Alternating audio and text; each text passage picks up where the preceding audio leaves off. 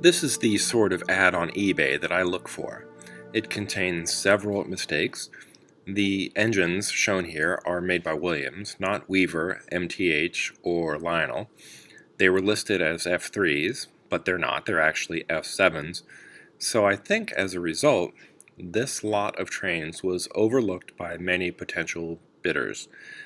I feel like I have a bargain here. For $51 for 2 powered units and 1 dummy unit. The powered units don't work. The dummy unit is missing the frames for the sides of the trucks, the wheel systems below.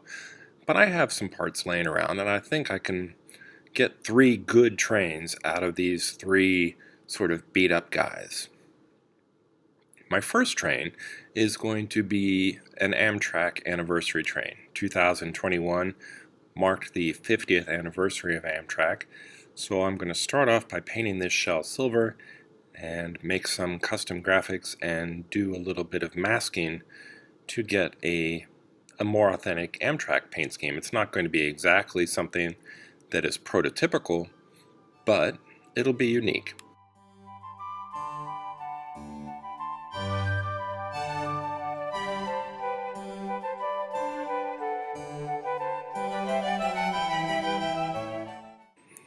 Before I begin my masking of the silver, I applied a glossy clear coat. This will do 2 things. It will seal the silver paint so it doesn't pull off against the masking tape when the tape is removed, but it also gives me a glossy surface for some decals later on. Without the glossy clear coat, when you mask this kind of silver paint, I've had actually a lot of the metallic flake pull away when you remove the masking tape. So that's why I had to do a clear coat on the silver. It adds a day or so to the whole process because when you're masking these trains, you want to make sure the coat behind the masking is thoroughly dry, or else the tape can actually leave a bit of texture on your finish. And I'm going for a glossy finish here, so I want to have everything as smooth and neat as possible.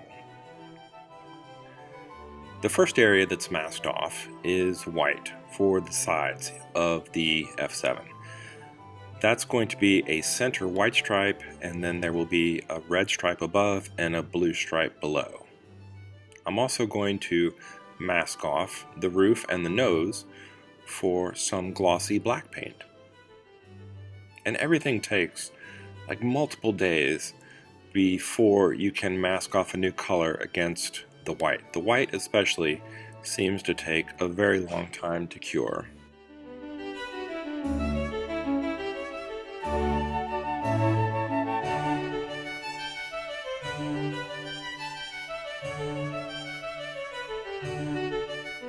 Three colors down, 2 to go. 4 colors, I guess, if you count the clear coat. But now it's been about a week. The silver, the black, the white are all hardened enough where I can begin masking off the lines on the side for the red and the blue stripe. A while back I would have been using blue painter's tape to make these stripes on the side, but then I discovered a modeler's masking tape made by Tamiya, and it gives you just such a nice crisp line. When you pull back the tape, there's usually very little bleed through, so there's very little to touch up. And with a flat, smooth surface like this, it works especially well.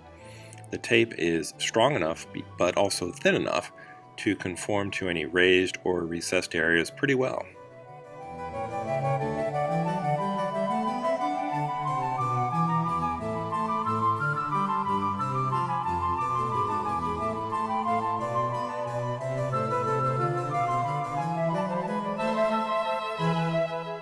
I spend a fair amount of time on eBay, and I was trying to find some Amtrak decals in O-scale, and they were hard to find.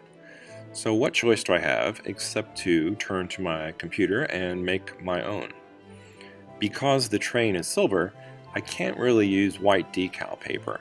I'm limited to using clear decal paper for these, and because of that, I'm just going to print with black ink.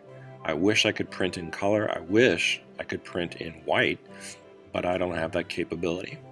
So when I'm using decals over a surface that's not white, I'm pretty much limited to using the clear inkjet decal paper and black ink.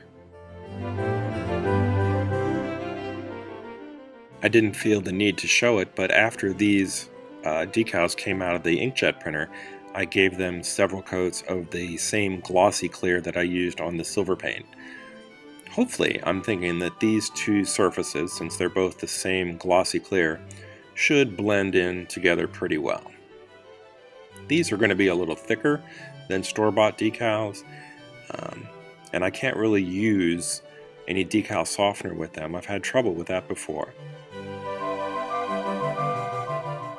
After they've been cut out, they soak in water, and they're ready to be applied to the glossy surface of the sides of the train.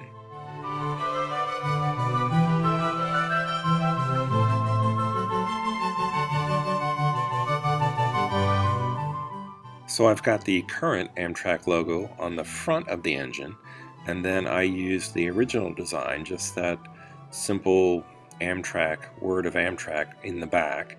Both spaces were measured before I designed the decals, just to make sure they fit nicely.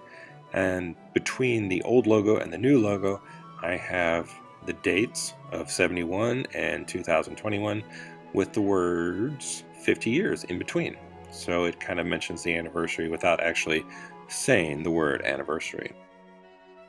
The nose stripes I'm cutting out here came from a store-bought set of decals for Silver Streak, the 1976 movie starring Gene Wilder, and I had a set of stripes left over. This template is also left over from that earlier project where I decorated an F-7 by Williams for Silver Streak, and I think these stripes should make a nice addition to that black nose on my anniversary Amtrak.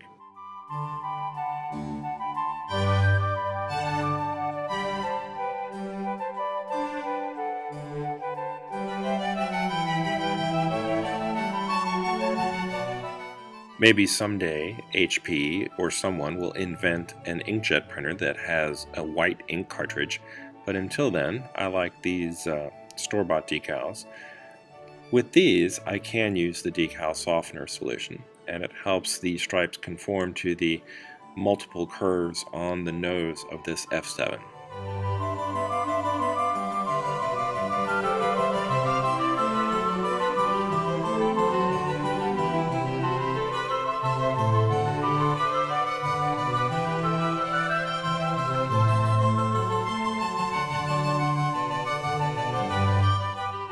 I also had decals left over from a Metra locomotive, so in that lower blue stripe towards the front of the locomotive, I added the words Prairie View, which I thought, that sounds like a place that Amtrak might go through, and the white lettering is a nice switch from all the black lettering that I had to make myself.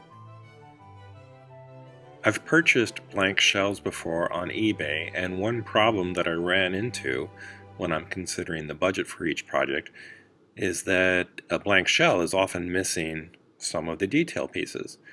Luckily for me, all three of these locomotives that I bought had all the glass, had the horns, had the clear number boards, as well as the headlight lens for the front of the locomotive. Those pieces don't sound like they would cost much, but when you factor in shipping, the cost of these little pieces can easily be more than $15-20 per shell. So it was good that these came with those parts.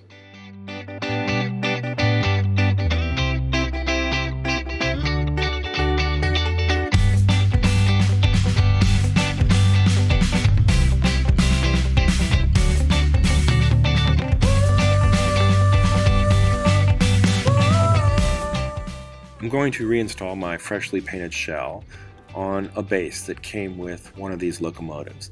There are two powered units and neither one of them worked, and maybe somewhere down the road I'll get around to fixing the motors and the reversing system in this unit, but until then I will take a lot of pleasure in putting this back together and looking at it on my shelf.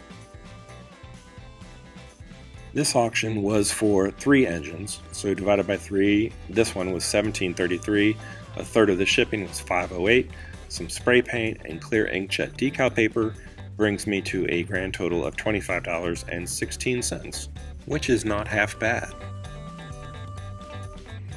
I know I said $2 for spray paint in my project cost, but that's because I didn't really use much paint out of each can. So I used 6 different cans of paint on this project, but actually very little product from each can. So my $2 is just a rough guesstimate of how much material was used to paint this particular train.